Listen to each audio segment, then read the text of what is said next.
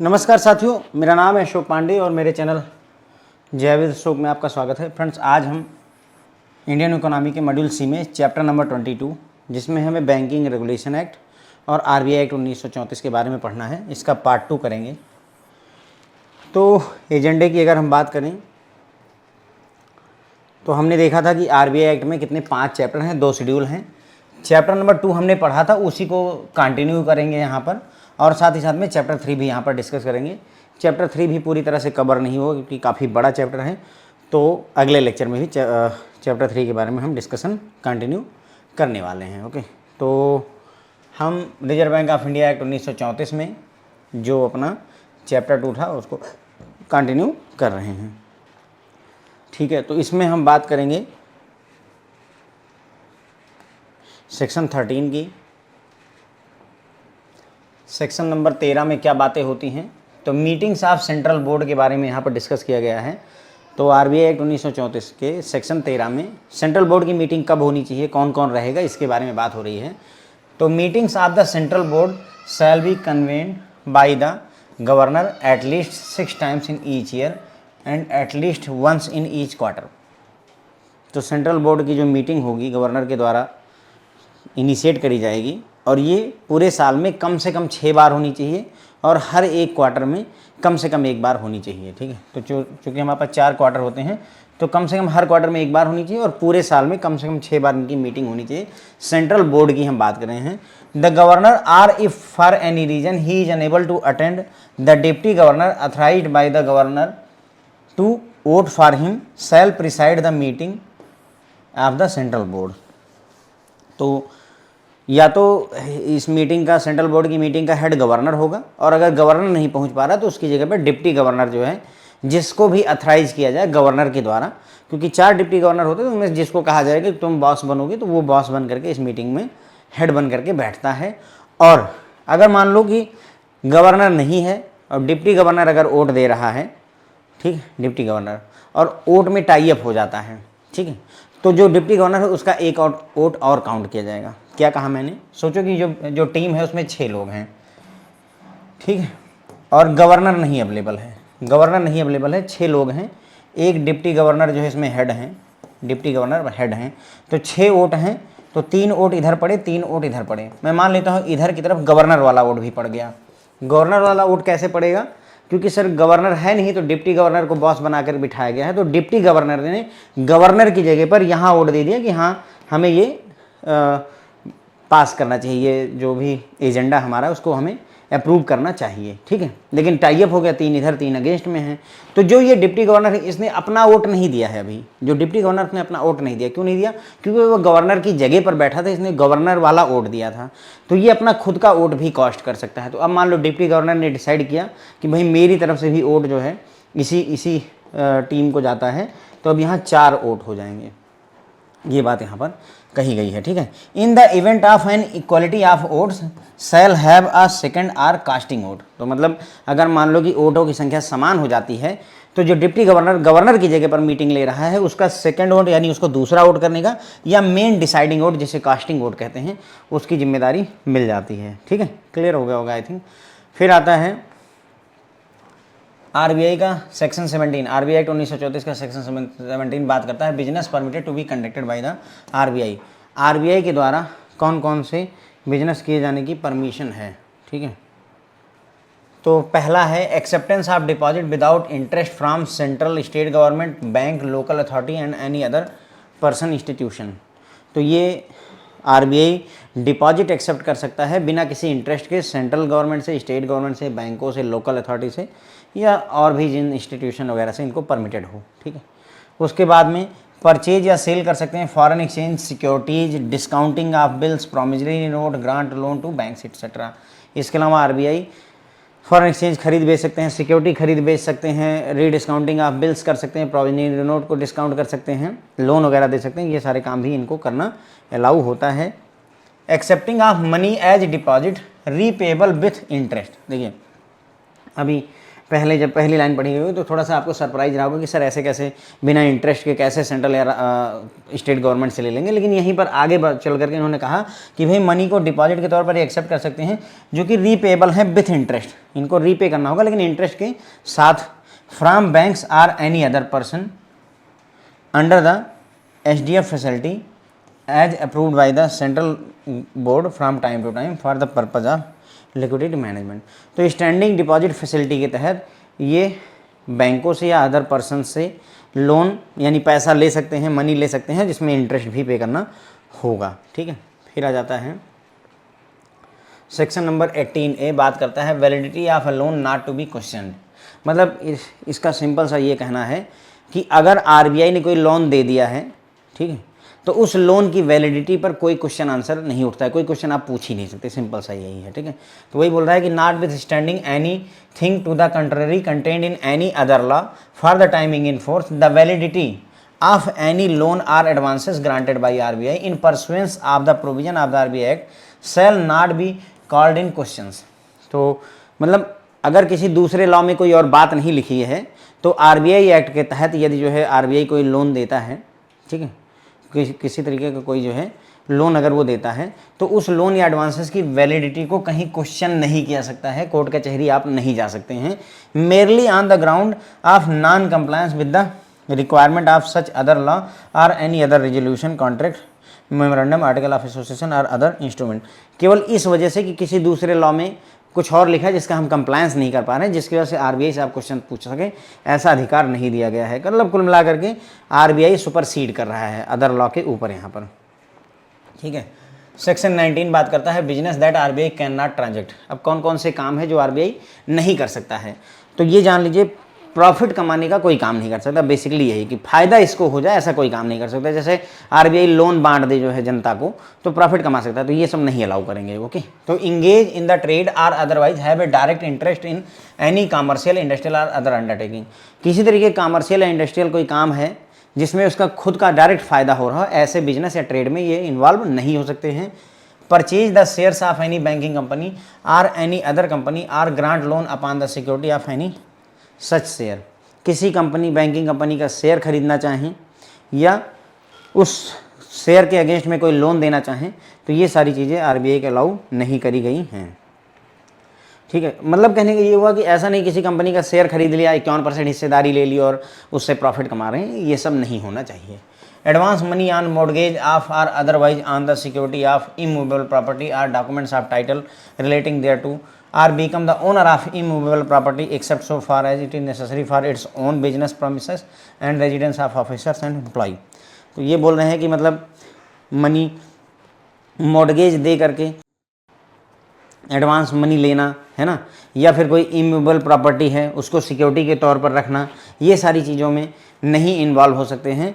केवल immovable property की ownership कहाँ मिल सकती है, जहाँ पर इनको अपनी खुद की जो है ऑफिस खोलना है या अपने ऑफिसर्स को रहने के लिए अगर घर वगैरह बनवाने हैं, कॉलोनी टाइप का, ऑफिसर का घर नहीं, मतलब ऐसा नहीं कि RBI का ऑफिसर है तो उसके लिए घर नहीं, ऑफिसर रहने के लिए एक कॉलोनी डेवलप करना चाहता है RBI, वहाँ पर अलाउ है। अदरवाइज इनको मॉर्गेज वॉर्गेज के अगेंस्ट में कोई पैसे वैसे का खेल नहीं करने दिया जाता है।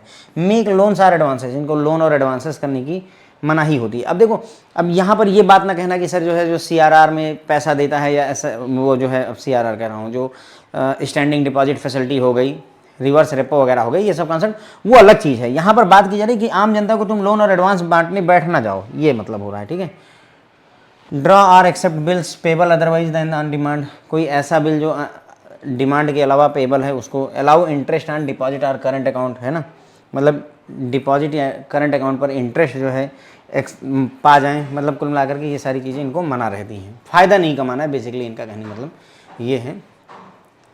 तो चैप्टर नंबर 2 हम कंटिन्यू यहाँ पर कर रहे हैं। सेक्शन 13 में मीटिंग ऑफ सेंट्रल बोर्ड की अगर हम बात करें तो भाई जो सेंट्रल बोर्ड है वो पूरे साल में कम से कम 6 बार मीटिंग करेगा और हर क्वार्टर में कम से कम 1 बार मीटिंग करनी होती है। गवर्नर या डिप्टी गवर्नर जिसको ऑथराइज किया जाए वोट करने के लिए, वो उस मीटिंग का हेड बनेगा, जो भी ये सेंट्रल बोर्ड की मीटिंग होगी। उसके बाद में अगर जो है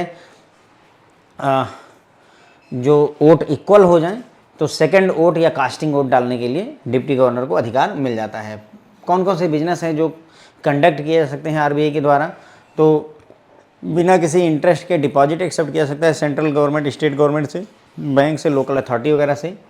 फॉरेन एक्सचेंज परचेज और सेल कर सकते हैं, सिक्योरिटीज परचेज और सेल कर सकते हैं, promissory note, grant of loan, ये सारी चीज़ें कर सकते हैं। इसके अलावा स्टैंडिंग डिपॉजिट फैसिलिटी के तहत डिपॉजिट एक्सेप्ट कर सकते हैं, मनी को एक्सेप्ट कर सकते हैं डिपॉजिट के तौर पर, जो कि रिपेबल विथ इंटरेस्ट होती है। ठीक है, तो ये सारे काम कर सकते हैं। फिर है section 18A, validity of loan not to be questions, मतलब जो लोन अगर आरबीआई ने दे दिया है तो उसकी वैलिडिटी को क्वेश्चन नहीं किया जा सकता है किसी भी कोर्ट कचहरी में एक तरीके से। ठीक है, केवल इस आधार पर कि वो नॉन कंप्लायंस करा है किसी और दूसरे लॉ का। अगर आरबीआई एक्ट के तहत लोन पास किया गया है सारी गाइडलाइन को फॉलो करते हुए, तो किसी दूसरे लॉ में अगर प्रॉब्लम हो रही है तो वहाँ आरबीआई सुपरसीड करेगा, दूसरे लॉ को इग्नोर किया जा सकता है। ठीक है, उसके बाद में बिजनेस जो नहीं किया जा सकते हैं, तो ट्रेड वगैरह में मतलब ऐसा नहीं कि वो एफएमसीजी की दुकान खोल ली, जेप्टो खोल लिया, लाइक दैट, ट्रेड और ये सारी चीज़ें जहाँ पर डायरेक्ट फ़ायदा हो ऐसा बिजनेस नहीं कर सकता, क्योंकि भाई देखो आरबीआई के पास बहुत पैसे हैं,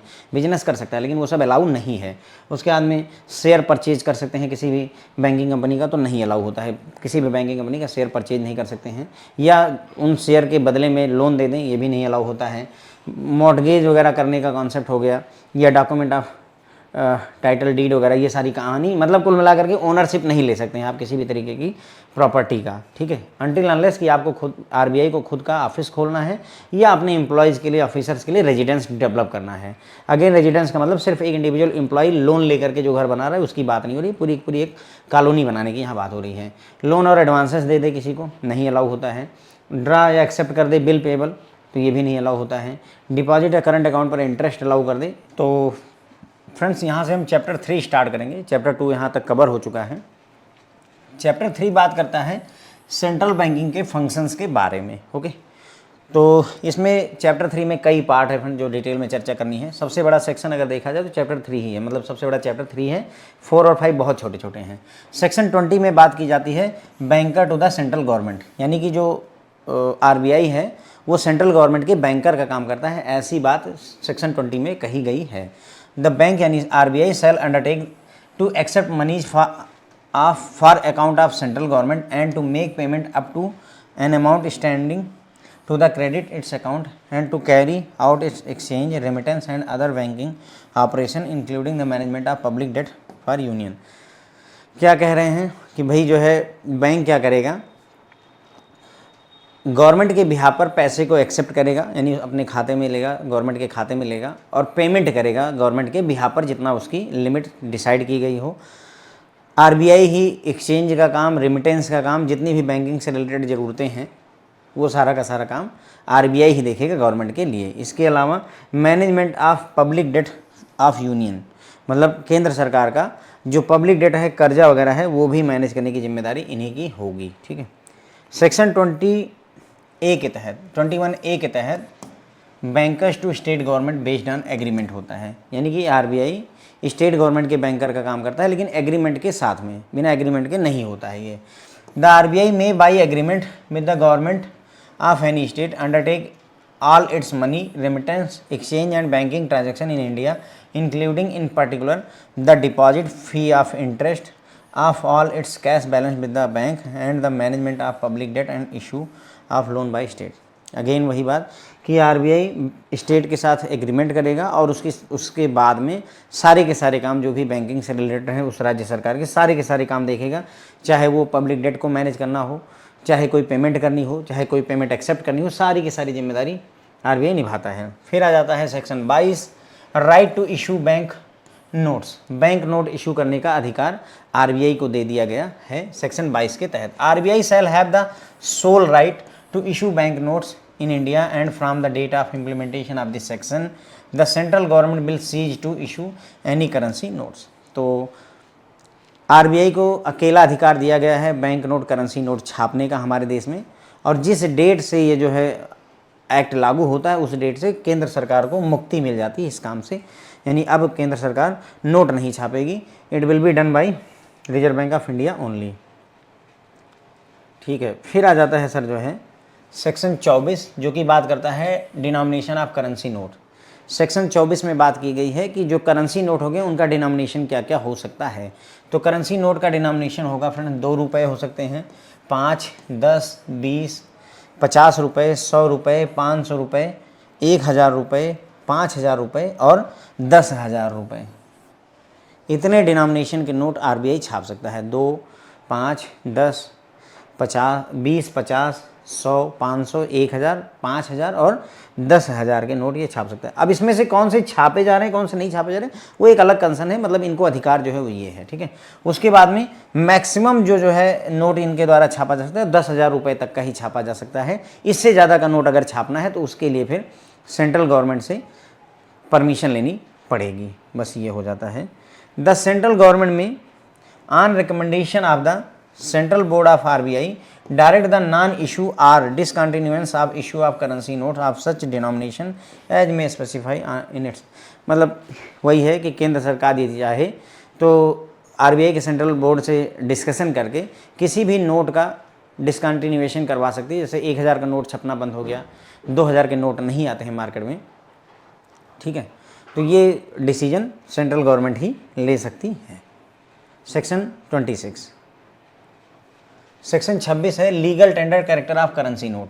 जो हमारा करेंसी नोट होता है फ्रेंड्स उसे लीगल टेंडर कहा जाता है और ये अधिकार मिलता है लीगल टेंडर वाला सेक्शन 26 आरबीआई एक्ट 1934 के तहत।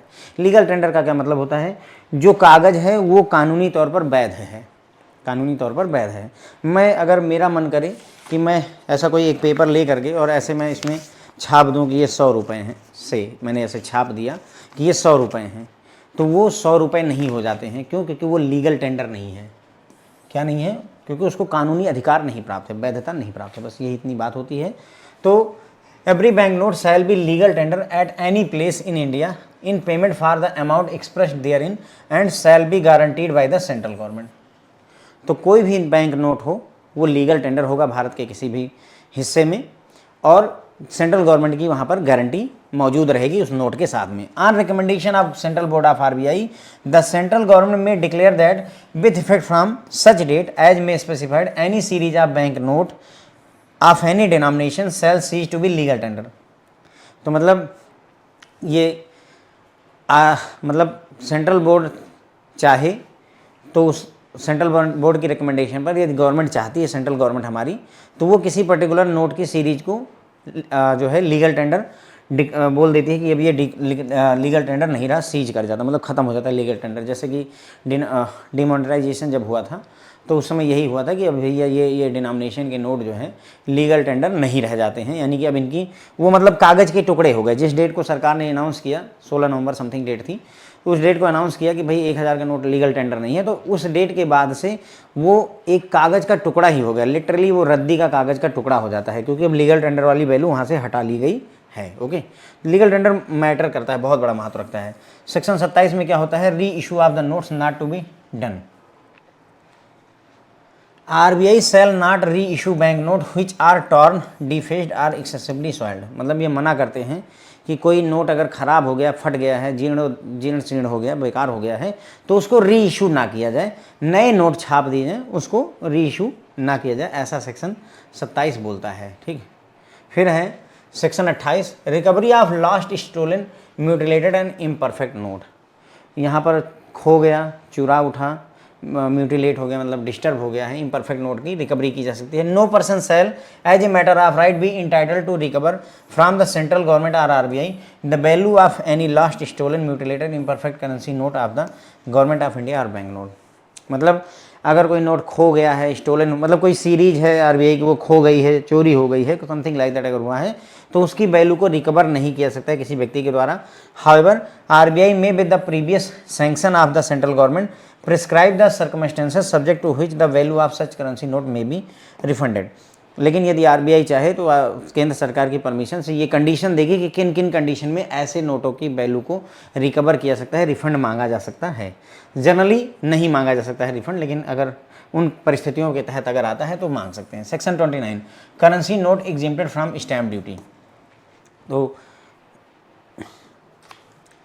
जो करेंसी नोट्स होते हैं फ्रेंड्स वो जो है स्टैम्प ड्यूटी से एग्जिम्प्ट होते हैं, इन पर स्टैम्प ड्यूटी नहीं लगती है। RBI shall not be liable to payment of any stamp duty under the Indian Stamp Act 1899 in respect of the note issued by it. तो इंडियन स्टैम्प एक्ट 1899 के तहत किसी तरीके की स्टैंप ड्यूटी नहीं लगेगी। देखो सरकार जो है अपने लिए हिसाब किताब बना के रखती है, तो स्टैंप ड्यूटी से फ्री है। इवन आरबीआई के ऊपर टैक्स भी नहीं लगता, ये टैक्स के दायरे से भी बाहर रहते हैं। तो जहाँ मतलब जितना आराम हो सके उतना आराम करने के लिए पूरी व्यवस्था सरकार अपने लिए कर लेती है।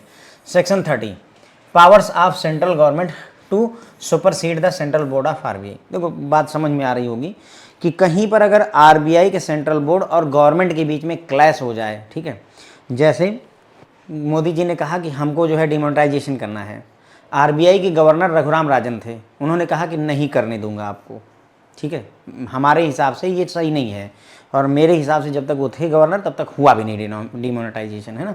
उसके बाद में फिर किसी और को बिठाया गया वहाँ पर और फिर डिमोनेटाइजेशन किया गया, ठीक है। फिर भी मान लो कि ऐसी स्थिति होती कि रघुराम राजन जो उनके आरबीआई गवर्नर थे वो कहते कि नहीं हम डिमोनेटाइजेशन नहीं होने देंगे, और सरकार बोलती कि नहीं हमको करना है, तो सरकार ही अल्टीमेटली बॉस होगी, ये बात आप जान लीजिए। मतलब कि आरबीआई के बोर्ड को सुपरसीड कर जाती है सेंट्रल गवर्नमेंट, यानी जो बॉस कहते हैं यही बोलते हैं, बॉस इज ऑलवेज राइट। तो यहाँ पर सेंट्रल गवर्नमेंट सुप्रीम अथॉरिटी होगी। If in the opinion of the central government the RBI fails to carry out any of the obligation imposed on it by or under this act, the central government may by notification in the Gazette of India declare the central board to be superseded।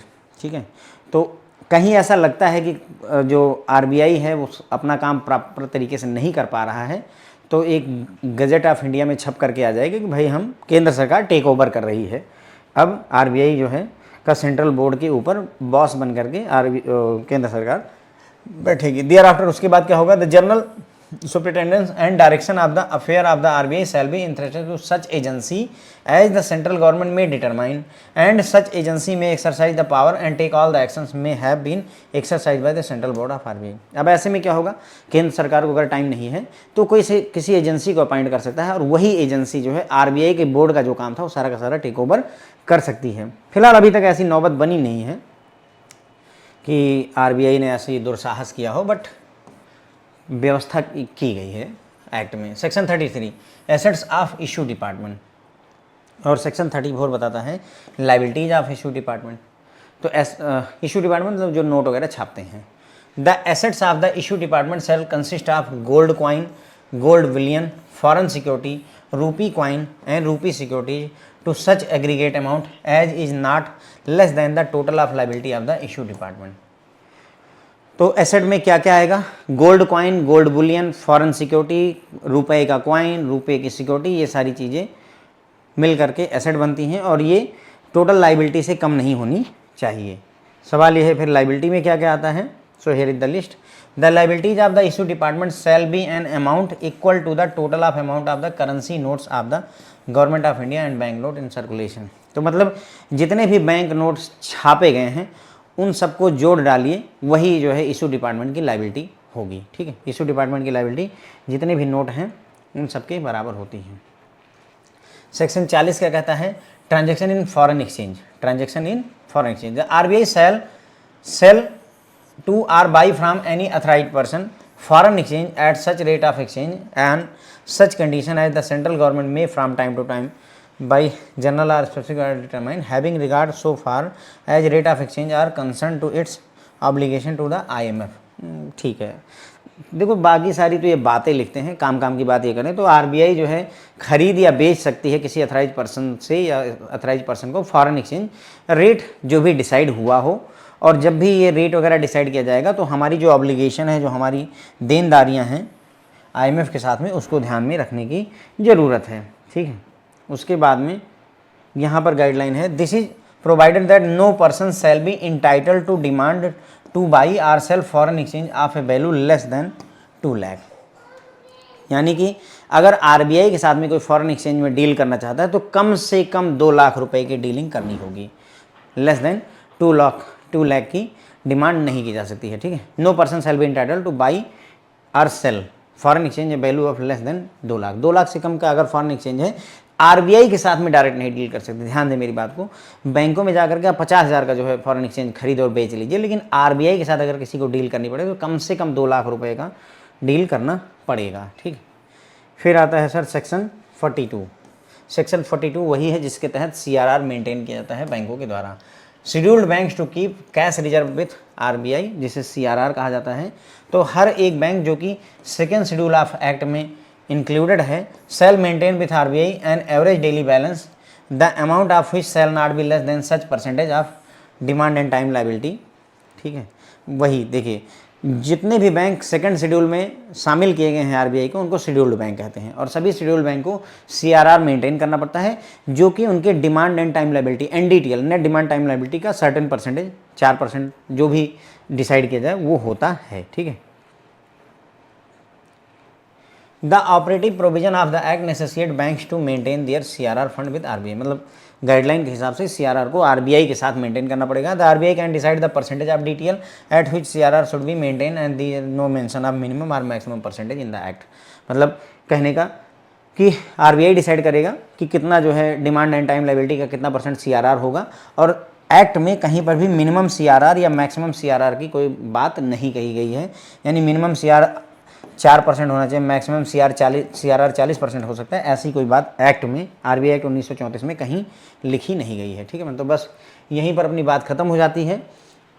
ये हम बात कर रहे थे chapter number 3 की, लेकिन ध्यान रखिए चैप्टर नंबर 3 यहाँ पर कवर नहीं होता है। चैप्टर नंबर 3 में ABCDEF करके कई सारे पार्ट हैं, हम सारे डिस्कस करेंगे यहाँ पर। ठीक है, तो हमने यहाँ पर बात करी चैप्टर नंबर 3। तो फ्रेंड चैप्टर नंबर 3 में सेंट्रल बैंकिंग फंक्शन की बात की गई है। ब्रीफ में अगर हमें डिस्कस करूँ तो सेक्शन 20 कहता है कि जो आरबीआई है वो सेंट्रल गवर्नमेंट का बैंकर का काम करेगा, सेंट्रल गवर्नमेंट के सारे बैंकिंग के काम आरबीआई देखेगा। सेक्शन 21A कहता है कि आरबीआई स्टेट गवर्नमेंट के साथ एग्रीमेंट करके उसके लिए भी बैंकर का काम करेगा, उसके सारे काम वो देखेगा। उसके बाद में सेक्शन 22 कहता है कि आरबीआई बैंक नोट इशू कर सकता है, करेंसी छाप सकता है, इसका अधिकार सिर्फ आरबीआई को है, और सेंट्रल गवर्नमेंट का अधिकार उसी दिन से खत्म हो जाता है जब ये एक्ट पास होता है। डिनोमिनेशन ऑफ करेंसी की बात करें, सेक्शन 24 बताता है कि 2 रुपये की, 5 रुपये की, 10 रुपये, 20 रुपये, 50 रुपये, 100 रुपये, 500, 1000, 5000 और 10,000 तक के नोट छापे जा सकते हैं। ठीक है, अगर आप यहाँ देखें 1000, यहाँ 2000 की बात यहाँ नहीं लिखी गई ना, देखिए 2000 रुपये नहीं लिखे गए हैं। तो इतने डिनोमिनेशन के नोट छापे जा सकते हैं, जो एक्ट आया था इनिशियली, बाद में हो सकता है मॉडिफाई करके 2000 के नोट भी इसमें शामिल कर दिया गया हो। ठीक है, और मैक्सिमम नोट जो छापा जा सकता है आरबीआई वो 10,000 डिनोमिनेशन का हो सकता है, उससे ऊपर छापने के लिए सेंट्रल गवर्नमेंट से परमिशन लेनी पड़ेगी। ठीक है, उसके बाद में केंद्र सरकार चाहे तो आरबीआई के सेंट्रल बोर्ड से डिस्कस करके किसी भी तरीके के डिनोमिनेशन के नोट को पूरी तरह से डिसकंटिन्यू करवा सकती है, बंद करवा सकती है। सेक्शन 26 बात करता है लीगल टेंडर की, बात करता है करेंसी नोट एक लीगल टेंडर होता है, यानी उसकी कानूनी वैधता होती है, सेंट्रल गवर्नमेंट की गारंटी होती है, ये सेक्शन 26 के तहत ही होता है। गवर्नमेंट यहाँ चाहे तो किसी भी डिनोमिनेशन को लीगल टेंडर होने से मना कर सकती है। उसके बाद में अगर कोई नोट ख़राब हो गया है, टॉर्न फट गया है, डीफेस यानी कि पूरी तरह से घिस गया है, और या फिर जो है बहुत ज़्यादा गंदा हो गया है, तो ऐसे नोट को री इशू नहीं किया जाना चाहिए, ऐसा सेक्शन 27 बताता है। अगर कोई बैंक नोट है, सेक्शन 28 बताता है कि लॉस्ट हो गया है, स्टोलन हो गया है, म्यूटिलेट है, इम्परफेक्ट नोट है, तो पहली बात तो रिकवर नहीं किया सकता है। कुछ पर्टिकुलर कंडीशन जो आरबीआई द्वारा की है उन केसेस में in lost note, stolen note, इन सब नोटों की रिकवरी की जा सकती है।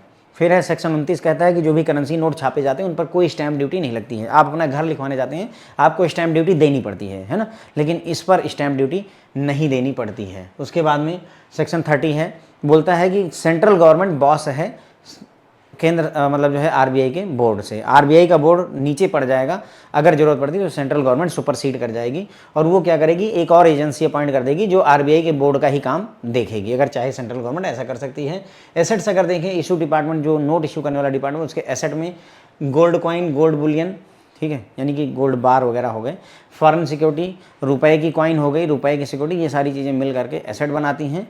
उसके बाद में जो लाइबिलिटी होती है, लाइबिलिटी जो टोटल होती है, जितना भी नोट इन्होंने छाप करके मार्केट में चला रखा है वो सारे नोटों को मिला लीजिए, वही टोटल लाइबिलिटी कहलाती है इनकी, सेक्शन 34 के तहत। ठीक है, उसके बाद फॉरेन एक्सचेंज में अगर ट्रांजैक्शन की बात करें तो आरबीआई फॉरेन एक्सचेंज की ट्रांजैक्शन कर सकता है, खरीद और बेच सकता है, कोई मनाही नहीं है, बस आईएमएफ की ऑब्लिगेशंस को ध्यान रखना होगा। और अगर कोई जो है आरबीआई के साथ में डायरेक्टली जो है फॉरेन एक्सचेंज की डील करना चाहते हो तो कम से कम जो है 2 लाख रुपए का ट्रांजैक्शन होना चाहिए। सेक्शन 42 में सीआरआर की बात की गई कि हर एक शेड्यूल्ड कमर्शियल बैंक को, जितने भी बैंक जो सेकंड शेड्यूल में आरबीआई के लिस्टेड हैं, उन सबको अपने डिमांड एंड टाइम लायबिलिटी या नेट डिमांड टाइम लायबिलिटी का सर्टेन परसेंटेज आरबीआई के साथ में जमा करना पड़ता है। यही होता है सीआरआर। ठीक है, उसके बाद में आरबीआई डिसाइड करेगा सीआरआर कितना होना चाहिए। उसके बाद में मिनिमम और मैक्सिमम की कोई लिमिट की बात यहाँ पर नहीं कही गई है। ठीक है तो बस इसी के साथ फ्रेंड्स हमारा ये लेक्चर कवर हो जाता है। होप है आपको पसंद आएगा। Thank you so much friends.